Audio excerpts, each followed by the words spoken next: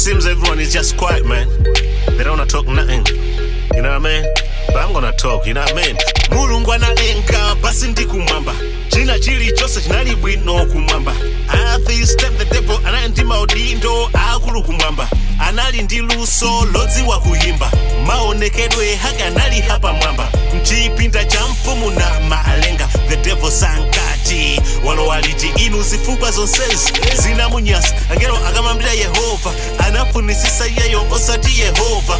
Anayambako kampeni yonyengelela ngelo aukile Yehova ndikukuzani ambira namuganira 1/3 ya ngelo inamutsatira nayambisa nkhondo koma chomwe anayiwala mchota mwadziwa kuyimba osati nkhondo and angel mayiko anamfinyafinya kumnyanyanyanya namutidzimula nkudza mponya padziko lapasi ndipo sanana naluza anthu wafuna nkhondo kamba kansanje anthu wafuna nkhondo kamba kansanje simunga ibe simunga hilande simunga hite simunga ibe simunga ibe simunga hilande simunga hite simunga ibe satana sadza kula satana sadza punzila ntima wake wakupa kupa ndi kuononga iye sadza sintha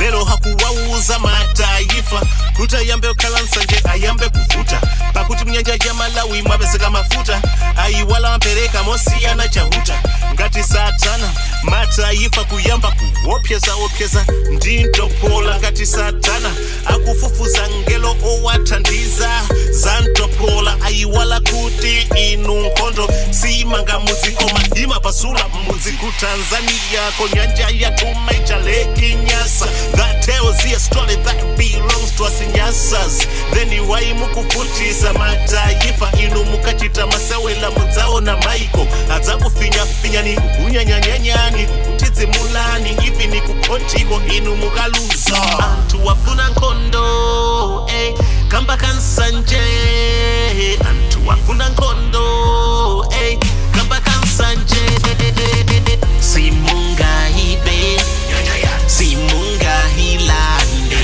simunga hite simunga ibe simunga ibe simunga hilande simunga hite simunga ibe muwahuzi aku Tanzania kuti atoseletu pa mabubawo inu nyanja yathu ndikuti muwahuzi aku Tanzania kuti asiletu kupanga patro mu nyanja yathu ndikuti muwahuzi aku Tanzania kuti asiletu kugwira sodzi athu inu nyanja yathu ndikuti muwahuzi ife Malawi ndife Kristu sitidalira mfuti koma Yesu ndikuti muwahuzi kukhala chete siku sowacho nena koma ngati ali serious zoba nyanja yathu ayambe kaye kupali yese kuyambila kunsanje mpaka na kuchitipa pakuti tonse siti kuopa siti ngalole nyanja tukutengerwa inu masana sana of course tikhoza kukhala osagwirizana